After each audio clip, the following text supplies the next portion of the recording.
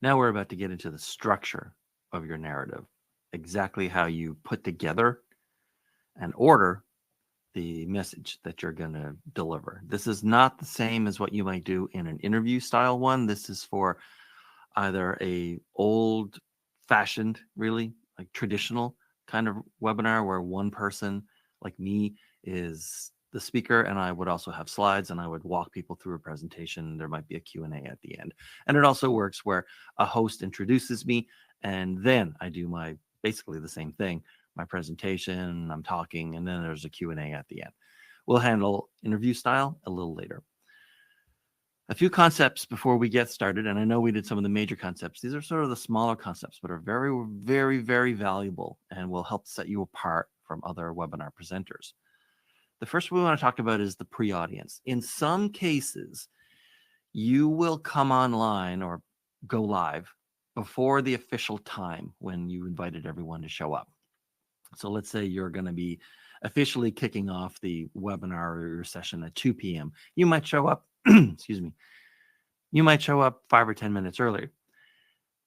The people who show up early, and there are almost always people who show up early, they like to just get the connection kind of details taken care of, and then they'll go and do some work or get a cup of coffee or a snack or something.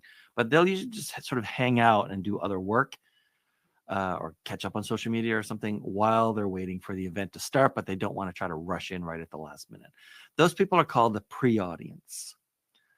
And the pre-audience can be treated differently, and they're an opportunity for you to increase the take-up on your call to action if they're handled properly.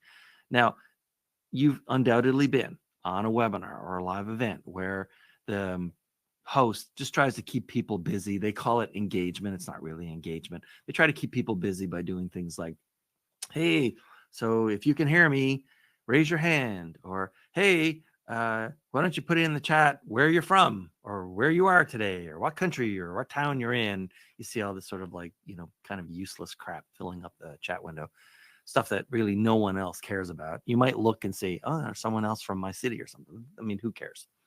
You're never going to interact with that person in the webinar anyway. Webinar participants don't usually interact with each other. They interact with nobody, or they interact with the people who are doing the presentation.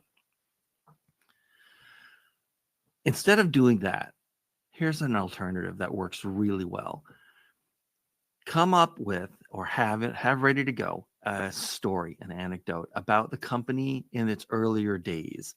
Ideally, if your company is old enough, this is something that happened at least 4 or 5 years ago, far enough in the past so that nobody who listens to the story is going to think that the negative stuff about you in that story would still be true today. Here's what I mean by that.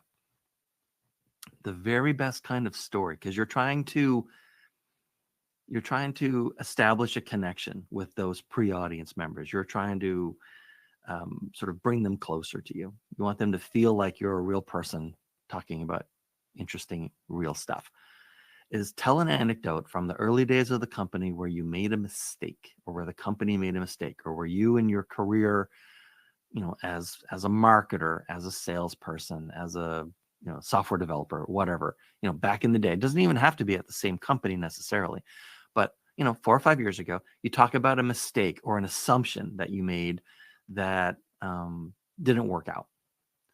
Now, and ideally, the lesson learned would be applicable generally to the presentation you're going to give.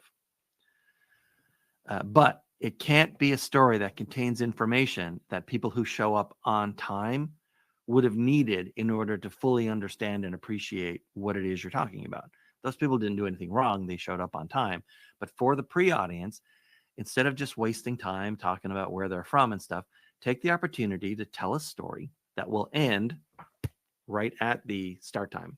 You can't use up part of the regular audience's time for your pre-audience anecdote, but tell them a little story or some little stories about, we always assume this, or we were in a meeting with one of our earliest customers and they asked us a question out of the blue and it floored us. Or we were, we were working on a death march kind of project. We'd been putting in, evenings and weekends for forever. And then we found out, oh no, like it was actually this thing all along.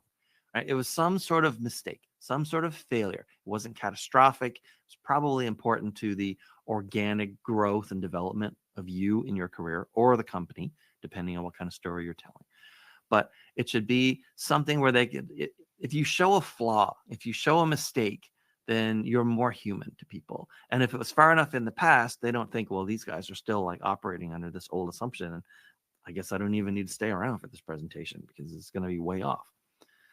So think about the pre-audience in terms of an opportunity to move closer to people with a story, with showing vulnerability, but far enough in the past so that none of that negativeness can be held against you.